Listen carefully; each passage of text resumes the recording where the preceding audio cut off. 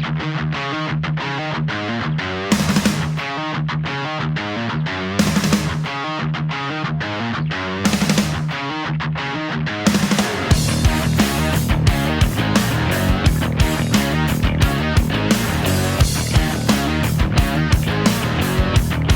hello and welcome to Third and Long. And wasn't it great to hear Let Me Out by Electric Mary to get us up and about?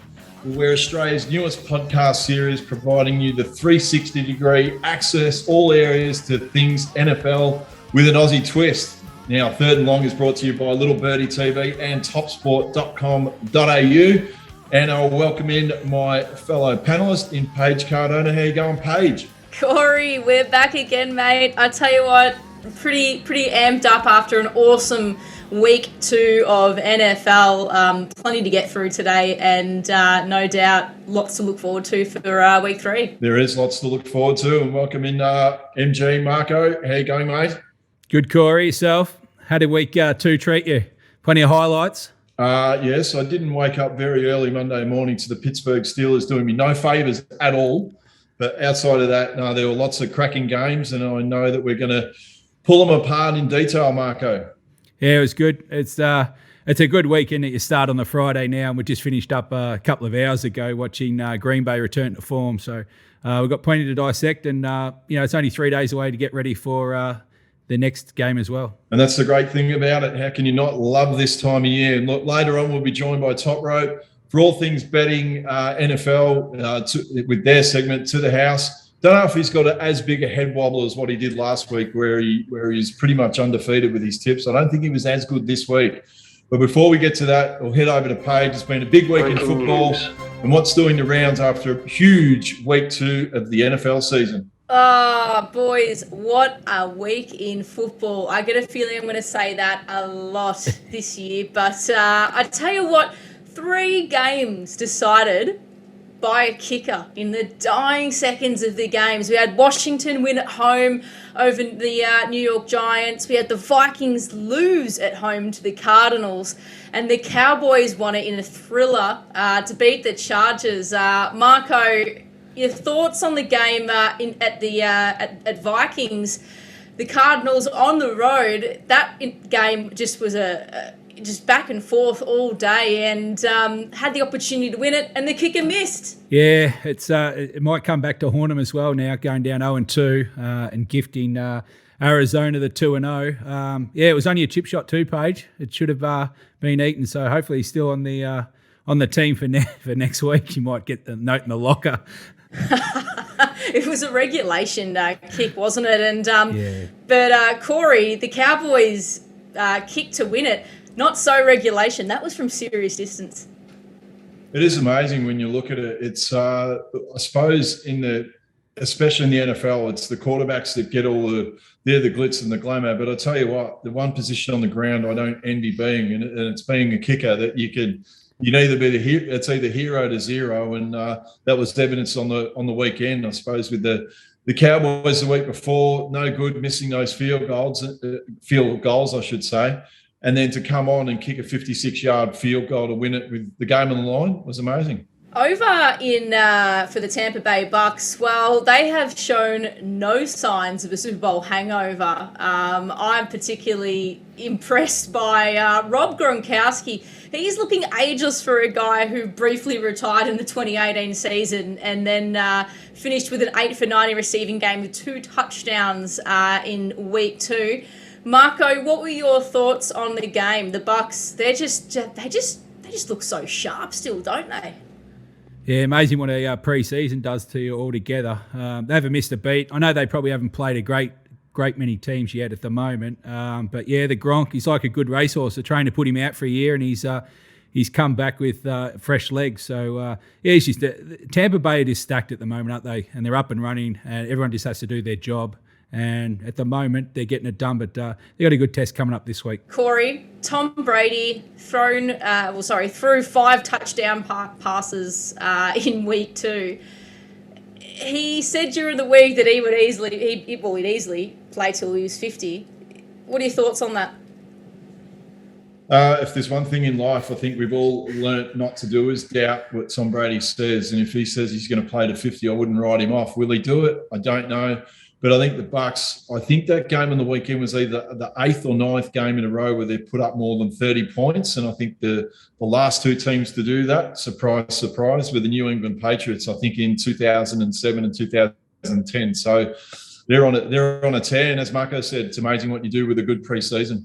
Well, Brady has now tied with Dan Marino for the second longest streak of consecutive regular season games with at least 4 touchdown passes. So he is absolutely aging like a fine wine, Tom Brady. But over to Sunday night football, there was a thriller between the Chiefs and the Ravens. And I said last week that Lamar Jackson might just be waking up having nervous and cold sweats having to face Pat Mahomes and the Chiefs. But the Ravens at home against all odds, Marco, they got the chocolates, didn't they? Yeah, big win coming from behind too, Paige. One that they were down away from home, and with their season potentially becoming 0-2 as well. And Lamar Jackson just threw the team on his shoulders really and dragged them across the line. Really impressive win. He hadn't beaten Mahomes before, so he gets that out of the way. I think they gain real confidence from that going forward. The Chiefs, they'll dust themselves off and come back. I think it was a high-octane game, and, both will be there at the pointy end of the season, I think. But, well done to Jackson and the Ravens. It was a big win. Corey, backs to the wall kind of stuff. Ravens have got the biggest injury list right now in the NFL. They had a pretty shaky start, and it looked like, as Marco said, they were staring down the barrel at an 0-2 start. But Lamar, he went berserk, didn't he? Well, I think one of the biggest takeaways for me out of that game was right at the end of the game when I think Lamar went over and he went to Jim Harbaugh and there was that crucial play at the end of the game, and my mind couldn't help but think, wouldn't Rodgers love a coach like that, where he got backed right at the end of the game, and the amount of confidence that Lamar Jackson will take out of that to have such a significant play with all the marbles on the line. And the other one, I don't know, we're only talking about Baker Mayfield the week before. When you get your moment in these big games and take your opportunity, there's the difference in the two quarterbacks, and probably why we're probably more bullish on the Ravens at the moment. I'm going to give a special shout out to the Ravens rookie defensive end, Odaf Awe, who got the Chiefs running back Clyde Edwards-Helaire in the dying moments, caused the spill, recovered the ball with 1:20 to go, basically gave the ball back to the offense and allowed Lamar to get a chance to run out the victory. So pretty impressive stuff there from the Baltimore Ravens. But moving on, speaking about a team who was pretty down on their luck in week 1, bounced back emphatically, the Bills. They are back, Marco. What did you make of this drubbing? Yeah, my early tip for the Super Bowl, they pretty ordinary week 1, weren't they? So they had to bounce back a bit like Green Bay. And, it wasn't an easy assignment on paper going in. They were only 3.5-point favourites going down to Miami. It wasn't helped by Miami losing their quarterback, but they were both sides of the ball just dominant. When you see a scoreline of 35-0, you see a fair stretch between. So I think Miami have got some issues. We didn't know where they were at the start of the year, and I just think they're a middle-of-the-road team right now. But Buffalo got the job done, and they're back on track. Corey, Buffalo, they had 6 sacks, including a pair from rookie Gregory Rosario, and 11 QB hurries. They were just all over the Dolphins, weren't they? Yeah, it was probably, I think it was interesting coming into this week. We didn't know whether it was an aberration week 1 with the Bills. And I think when we discussed it during the week, maybe the Bills have got a little bit ahead of themselves going into the first game of the season, and they had a bit of a reality check. And this is probably the Bills that we probably expected, the hype of the preseason, but they're just got to keep going now. The Buffalo defense had a running game that averaged 4.8 yards per carry. It's a pretty big load of heavy lifting there. But moving on now, finally, to the return of the King Henry. He spearheaded the Tennessee comeback in arguably what was game of the week, an emphatic come from behind victory for Derrick Henry and the Titans. Marco, take us through it. What an incredible game of football. Yeah, this was if it wasn't game of the week, it was definitely very close to it. again, a great win away from home in probably one of the toughest places to win in football in Seattle. That crowd was insanely loud, and for them to get the job done on the back of Henry. Interesting stat there, Paige, that every time that Henry's had a really poor game, his next game's been out of this world. And I think he's done it 4 or 5 times now, and he just showed again. So if you're facing Tennessee off a Henry bad week, get ready for him to run up and down the field. So he's done it again. His second half was unbelievable. Corey, speaking of the second half, the Seattle Seahawks, they took a 30-16 lead with about 13 minutes left on the clock. This game, for all reasons, looked done and dusted. Enter Derrick Henry. What did you make of his second half? You know, I must admit, like even watching this game, I know there were a couple of games on at that time, but I probably was more fixated on this game because in the pre-game, I thought it was such an interesting game. And yeah, for all intents and purposes, I thought Seattle would walk away from this game thinking they'd be scratching their heads how they lost the game. Well, in the end, we know how they lost it. They got the Titans just got on the back of the truck called Derrick Henry, and then yeah, he was amazing in that second half. 22 carries for 147 yards and 3 touchdowns, an incredible stat line. But boys, there's been a bit of hype after week 2, and we're coming into week 3 now. And we always say, none of us really like to bet in the first 2 weeks. We like to get a gauge for how teams are performing, what they're doing right, what they're doing wrong. But I want to ask you about 2 teams. Is the hype real for Derek Carr and the Raiders? Corey, I'm going to start with you. We probably could have been forgiven for thinking that maybe the Raiders' week 1 win over the Ravens was a bit of a fluke, but they've come out in week 2 now. It looks a lot more architected than that, doesn't it? Yeah, well, it looks like I suppose over the last 2 years, it was not only going to be a big year for Derek Carr, but it was a huge year for John Gruden, old Chucky himself. And look, in the first 2 games, Derek Carr, he's broken a franchise record for the most amount of passing yards for a Raider. And look, to go into these hostile environments like he did in Pittsburgh, they're the sort of games that Derek Carr, if he's going to go to the next level as a great player, that if you can go into those places, I don't think the hype is building. Though that said, they play the Dolphins this week and could go 3-0. So look, they've just got to keep getting the wins, and it'll be amazing, especially with that new stadium, if they can keep it going. Imagine the playoffs in Vegas. That would be crazy. They were 2-6 at home last year, which is incredible. But Marco, I'm going to ask you this. You've got Carr at QB. You've got Henry Ruggs finally starting to flash, the brilliance and the hype that he was, I guess, delivering on as a first-round pick in 2020.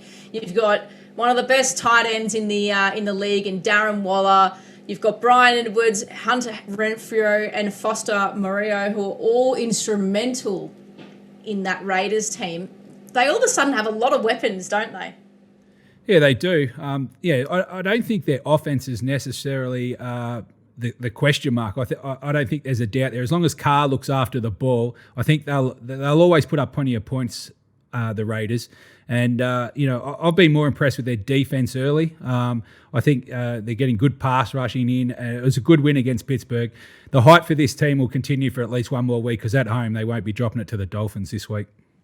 Max Crosby led the way for Las Vegas in pass rushing attacks. So pretty impressive stuff there. I think the Raiders, they've surprised a few. And you're right, Marco, we could very well see them 3-0 after week 3. But I'm going to also ask you boys about the Panthers. We saw them tear through the Jets in week 1, and we could have been forgiven for thinking that was, kind of flat track bully stuff, beating up on a young, inexperienced team. But Corey, they came into week 2, and this was a serious measuring stick for them against the Saints, who looked pretty good in week 1. They absolutely tore them to shreds. Yeah, I'm still not sure about Carolina, even though they got the coolest pre-game with that augmented panther that comes out. I think that would frighten the shit out of a lot of kids. But look, and again, I don't know whether it's the case with the New Orleans Saints. Was this week for them like Buffalo in Week 1? Did they get ahead of themselves after a good win? We don't know, but they were definitely off after having a great win the week before. Their front seven look pretty impressive, but their defensive side of the ball, Marco, 4 sacks, 10 QB hits.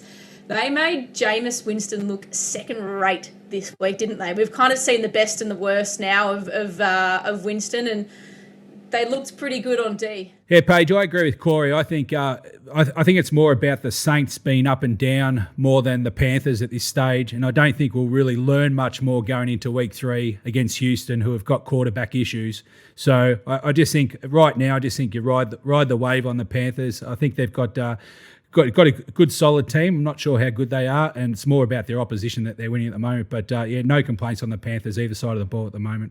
They're going to have to, any team this year is going to have to take care of Christian McCaffrey, because another 137 scrimmage yards, a touchdown on 30 touches. He is in great nick and looks like he might be an early contender for comeback player of the year. But thanks very much, boys, for discussing all of the week 2 action, and we'll be back next week for front page news to discuss what's happened after week 3.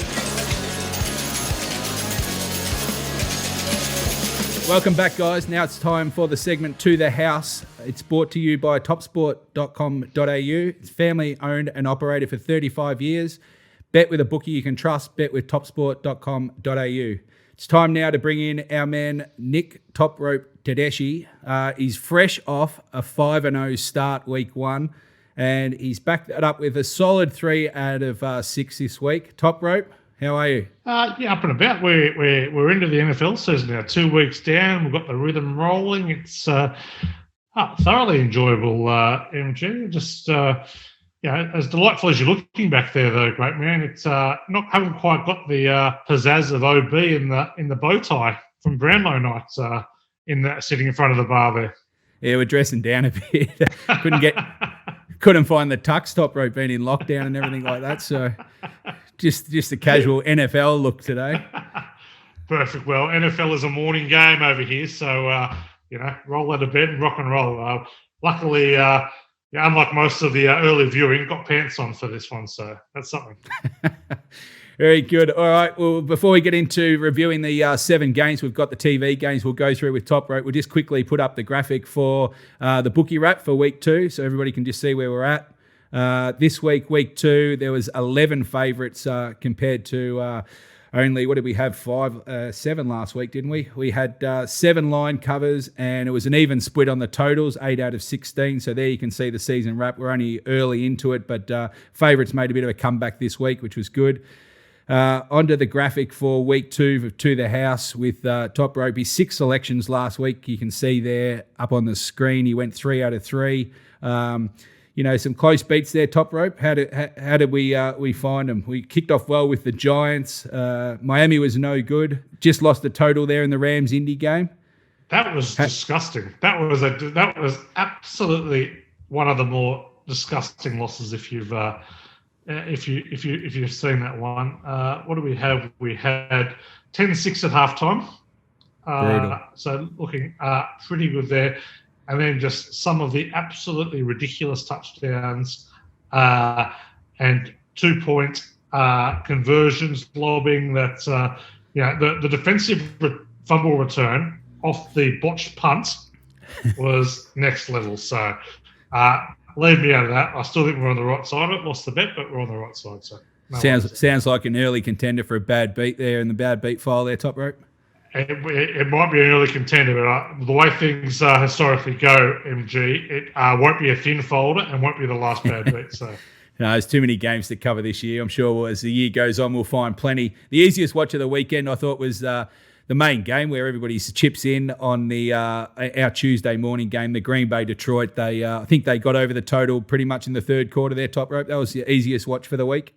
Early on, always tracking over, and it was very helpful that Detroit kind of bounced to an early lead as well. So Green Bay were chasing and had plenty of points, and so they weren't going to take the foot off the throttle. So nice, easy watch that one. All right, let's get into the 7 games we've got ahead in week 3 coming up. We kick off only in a few days here. The first game is Carolina at Houston. It'll be on our time Friday at 10:20 a.m. This will be on ESPN Live. The current line here, Toprope, is Carolina Panthers favourite at -7.5, total of 43.5. The 2-0 Panthers get no better chance now to go 3-0 with Houston got quarterback issues. Yeah, pleasing to see Thursday Night Football's return to its normal quality of game with this one. Very uninspiring game. Of course, you can bet on it, and of course I will be. But not a lot of strengths here. Carolina, few injuries, particularly at defensive end. There's no way I'm taking Sam Darnold laying 7.5 points on the road. I can tell you that right now. So Carolina also 4-13 against the spread as a road favourite. Probably lean towards Houston here. They've covered 6 or 7 as a dog, but the loss of Tyrod Taylor is particularly worrying. Also, plenty of defensive injuries and wide receiver injuries as well. Best bet in this one, probably the under. Carolina 7-1 under off a win, 5-1 under as a road favourite. Houston 4-1 under into winning teams. Going to Davis Mills at quarterback. I think they're going to struggle to score points. So I can see a very low scoring game in this one. Thoughts there, Paige? Look, Carolina at Houston. Look, bit of a problem there with Tyrod Taylor's hamstring, and I don't feel confident in Houston whatsoever at the moment. I don't think really anybody can, and it looks as though, and we spoke about it before on the show, that Carolina really could be off to a 3-0 start here. So I feel pretty confident going with them, and particularly considering the Panthers have only allowed a league low 190 yards per game. I like that, and I don't think the Houston Texans are going to get anywhere close to them this week. And considering Tyrod Taylor's going to be a day-to-day proposition, look, for mine, Carolina seem like they've got everything going in the one direction at the moment, and be a surprise 3-0 team. Game 2, we've got the Chargers visiting Kansas City. This kicks off our Monday schedule at 3 a.m. This will be on live ESPN channel here. KC current favourites at -6.5 on the line. High total here, top rope 55.5. KC off a loss at home. How do you see this one shaping up? I will put this in my top tier of bets in this one. The Los Angeles Chargers +6.5. Absolutely outstanding bet here. I mentioned it last week. I'm going to be mentioning this for about the next 3 months, so buckle down. Divisional road underdogs in the first half of the season, September to November, have an ROI of +8.6%. They are absolute money. September divisional dogs hit at a big number. Road underdogs off a loss cover at 57%. Huge angle here. September divisional underdogs who missed the playoffs last year, as in the LA Chargers, 27-10 against the spread.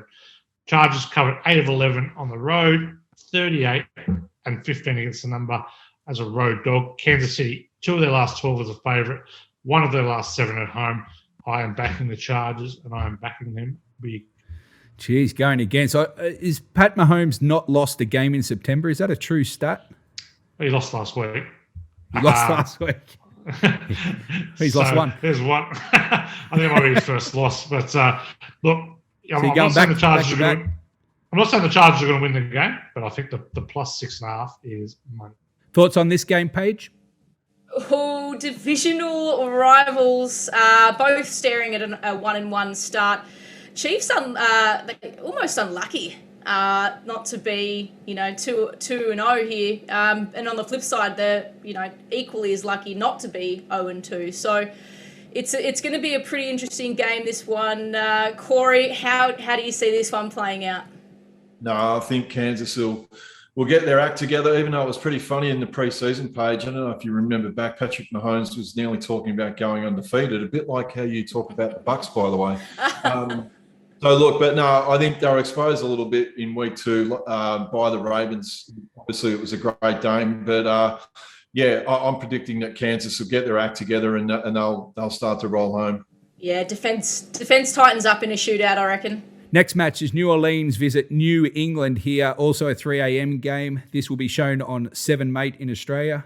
Current line is New England Patriots at -3 flat, and the total here is very low here, 42 flat top rope. So how do we see here? Not many points. The Patriots haven't given away much early in the first 2 games.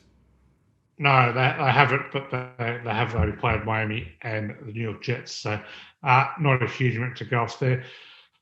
Look, leaning towards the under. I will be playing the under for low total here, not big, but I'll be playing it small. But I do like New Orleans in this spot here. The money's already come for them at the +3. That's certainly firmed in. The Saints covered 22 of 29 as a dog, 22 of 30 as a road dog, 38 and 17% on the road. Look, there's not much to go against the Pats here, but they are 2 and 10 against the number off a win, and they've covered just 3 of their last 11 as a home favourite. So back in the Saints here with throw, not a lot I like about the Saints, but I think they've got a bit more scope for points, particularly with Kamara there, than the Pats, who are just going to solely rely on defence to win this game. So it may happen, but I think a bit of value about the Saints here. I wouldn't be surprised if this jumped 2.5. Paige, what are your thoughts on this game? New Orleans, New England. Tell you what, we've really seen the disparity in between, arguably the best of Jameis Winston and the worst. And that's going to be a bit of a problem, I think, week to week. We're not going to really know what we're going to get with Winston. And I think that's probably been the biggest issue with him in the past, is that we haven't really known which type of QB arrives. But the Pats, they've only allowed 11.5 points per game with 5 interceptions in the first 2 weeks. So there's a little bit there, but I don't predict this one to be high scoring whatsoever. But what about you, Corey? How do you see this game panning out? Yeah, that points total of 43 points, that might be a good one to have a little bit of a dabble at. But again, like you said, we're probably seeing the Jameis Winston at the moment. 3rd week in, might be like the little girl with the curl. When he's good, he's going to be really good, and when he's bad, he's terrible. And he's going to have to get his act together against New England and Bill Belichick this week. Yeah, I think this one's going to come down to the team which commits fewer turnovers for me, and it's definitely nothing like the Drew Brees and Tom Brady era, that's for sure. Okay, next match, Tampa Bay Bucks, the defending Super Bowl champs, travel out to California to take on Los Angeles Rams here. This is a 6:25 game live on ESPN. Our current line here is Tampa Bay just shading favourite at -1 flat. Again, a high total here, top rope of 56 flat. This could be close to game of the week, top rope, 2 undefeated sides. How do you see this one? Yeah, tremendous game, and plenty who are picking this to be the NFC Championship game. Lean towards the Bucks here. Numbers kind of pretty suitable for both sides here, but Tampa Bay have covered their last 4 against a winning team, covered 5 of 7 off scoring 30 plus. The Rams, they have failed to cover their last 8 as a home dog. So I do think the Bucks are a better side, so we're backing them at the small minus, but best bet in this one on what I think might be the highest total of the year so far. I'll be backing the over. 26 and 10, the over when Tampa Bay are on the road, 21 and 6 when they play in conference, 8 and 1 when the Rams are a dog. So I will be betting the over 56 one. I can see shootout written all over this one. Brady v Stafford, plenty of wide receiver talent. Love the over this one. Paige, this one will be an absolute cracker. How do you see it? Look, you've got both teams that are 2-0. This is a possible NFC Championship preview between the Buccaneers and the Rams, and definitely my highlight of the schedule. And the Rams were actually the last NFC team to beat the Buccaneers. So that was a 27-24 matchup last year. I just have a sneaking suspicion that and I've said before that, the Bucks could foreseeably be 10-0 going into playing the Chiefs in week 11, but gee, I might have gone real early here because the Rams might just beat them. They are shit hot at the moment. They are fantastic. And Corey, you and I have been talking and banging on all week about, how good Matt Stafford looks in LA, but do you reckon he's going to get his shot here to really show how good he is? I think, look, he will. And hang on, am I sensing that you've gone from saying that? No, I'm still in the Bucks. I'm still in the Bucks. I think the Bucks are still going to get it done. And now you're talking up LA, which, by the way, look, I'm excited to see Matt Stafford in games like this. This is what we wanted to see Matt Stafford in. Like we've mentioned a number of times, coming from Detroit, to get these big marquee games, and it doesn't become any bigger than facing Tom Brady on your home deck. And look, I'm nearly sensing, Paige, this might be one for Matt Stafford to shine up and defeat them. Oh, I'll tell you what, both teams averaging more than 30 points a game. That is massive. We could just see a monster shootout. So I think, back the overs in this one. Next game sees Seattle Seahawks travel to the Dome in Minnesota Vikings. This game is also a 6:25 a.m. game and will be shown on 7 Mate for Australian viewers. We have Seattle favourite here, away favourite at -2 flat. There's been a bit of money for them already, Toprope. I think they opened -1 and another high total of 56 flat. If the game we just mentioned is not game of the round, this certainly will be. Two teams with high expectations. Minnesota under the pump at 0-2. How do you see this one? Yeah, a good angle on 0-2 teams week 3 actually, MG. 0-2 teams versus an opponent with a better record, plus 14.7% ROI. Mike Zimmer, a plus 38.2% ROI outside of his division. Minnesota recovered 19 of 26 as a home dog, 39-7 against the number of a loss. Seattle, one of their last 6 as a road favourite. Fair degree of confidence with the Vikings in this one, getting the plus. And hopefully the money keeps rolling for Seattle at +3 would be delicious. Paige, another cracking game. How do you see this one panning out? Look, you'd hate to be a Vikings fan at the moment, and that's 2 back-to-back heartbreakers because of field goals. Like, that's stuff of nightmares. I can't put it any other way. But Kirk Cousins, he doesn't like the Seahawks. He's gone 0-3 since signing with Minnesota. I just, unfortunately, kind of see the pain continuing for the Vikings here.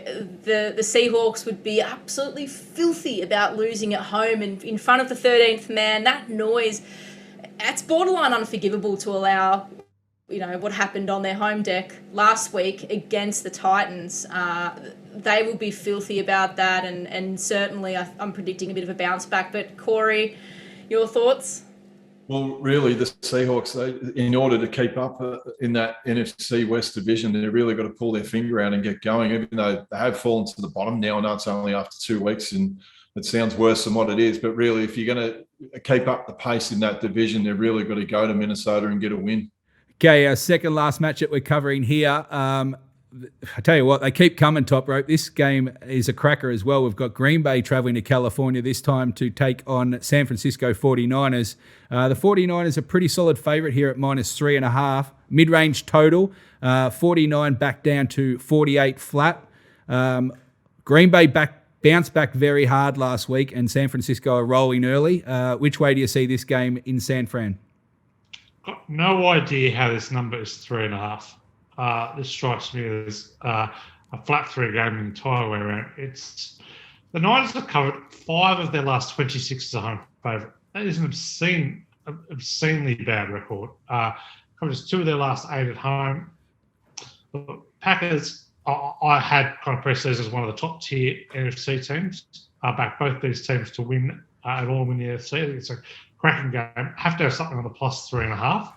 Top play, though, even though the money has come for the under, we'll be betting the over in this game. Look, everyone knows that the Packers are a big overs team. They've gone over 21 of 27 of a win of 14 plus. Big over team September. Good over spot, though, for the Niners, actually. Over 14-6 on the Niners a favourite. 7-3 when they play a losing team, which, of course, the Packers are not, so apologies on. And 4-1 when they're off a win. So, I like the over in this one quite a bit.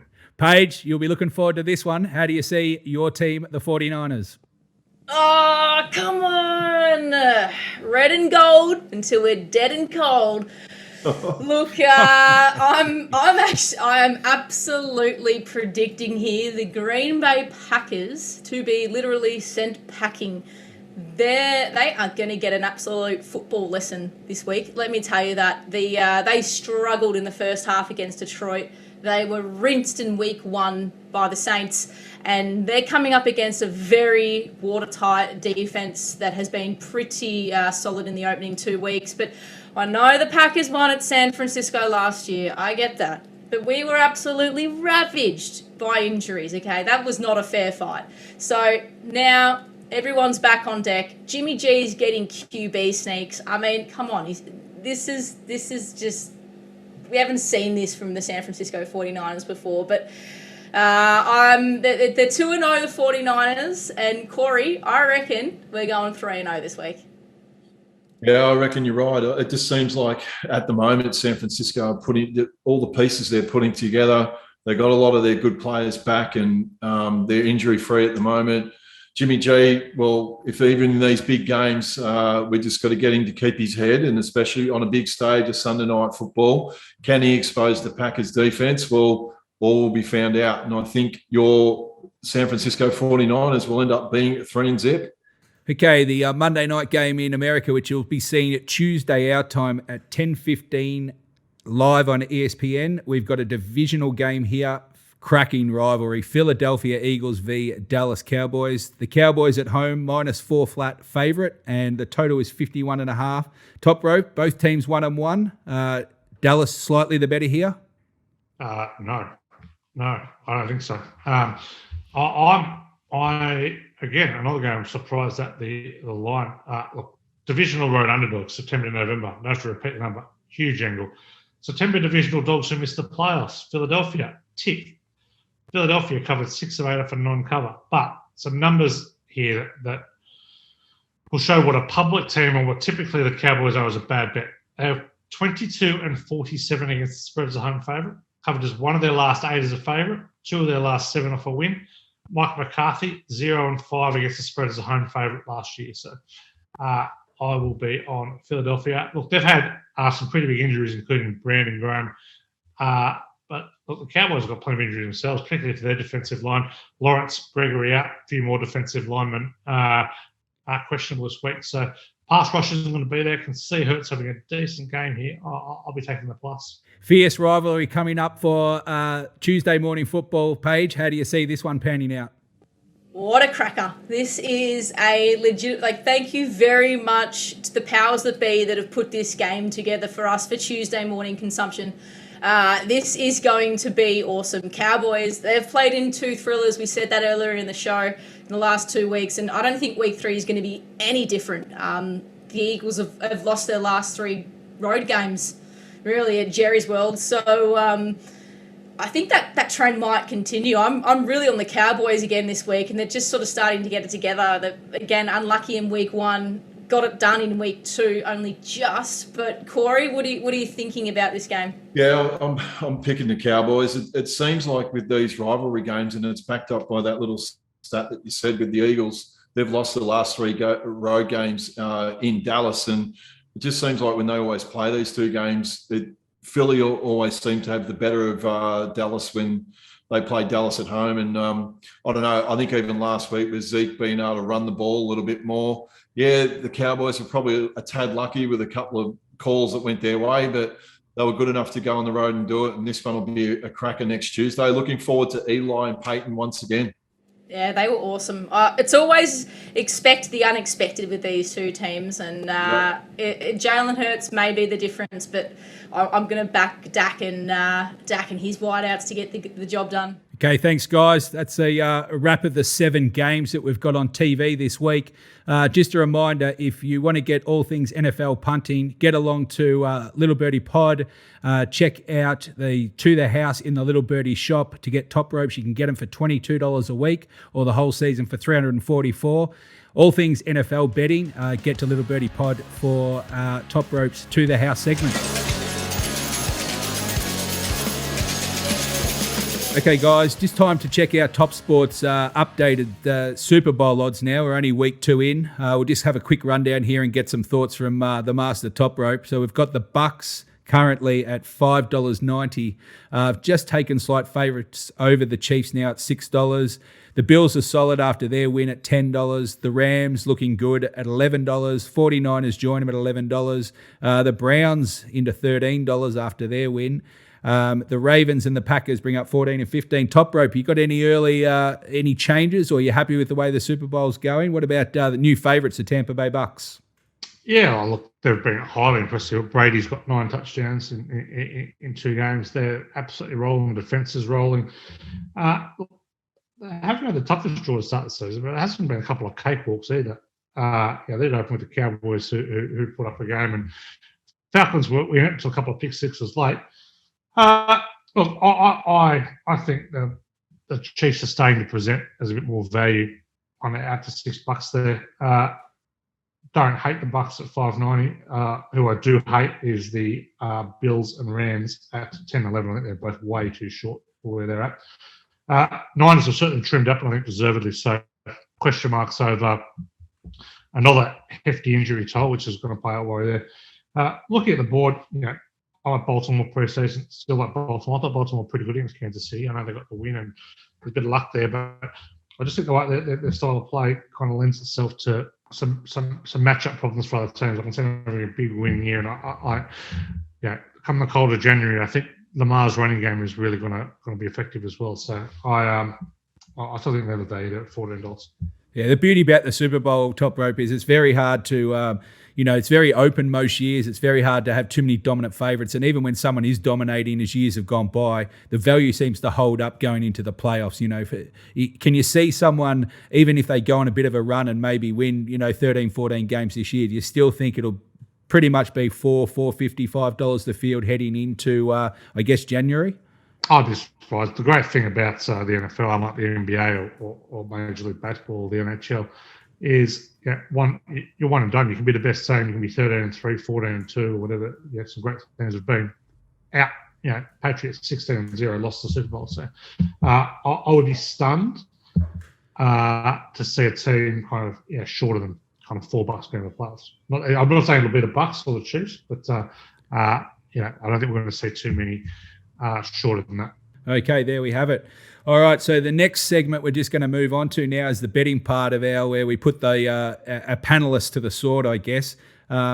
Each week, the four of us are granted $100 from TopSport, and all profits being donated to Corey's platform there, Walk With Me Online. As you can see from the graphic on the screen now, we had a good week last week, Top Rope, going 4-0, so very solid effort by the panelists. You can see that we spoke about Top Rope's Green Bay over 48.5. Corey got the -6, the Broncos. Myself, Houston over, and Paige picked the late winner, I guess, the Cowboys at +3. So very good results for week 2. As I said, all proceeds going to Walk With Me Online. Please check him out. Corey does some great work in the mental health space there. And we're going to try and help him out in week 3. Top Rope, lead us away. What have you got for your $100 this week? I'm going with the Los Angeles Chargers +6.5. Okay, and just I'll just read out Corey's and Paige's. So Corey's going to take the Browns -7.5 for his $100. Paige is having her 49ers, a bit of heart betting there. I would have thought at -3.5. Top Rope's against her this week, so someone will have gloating rights next week.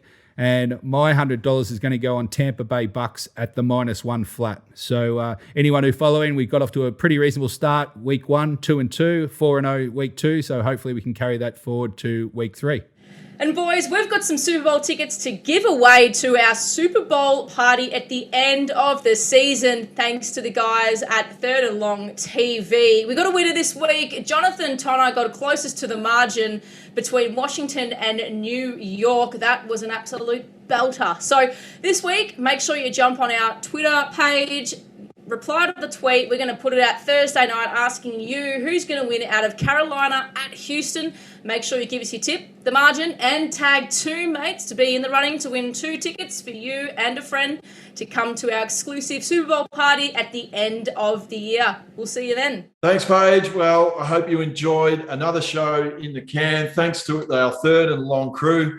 You can follow us on YouTube or find us at the Apple Store, on Spotify, SoundCloud, or wherever you listen to your podcast.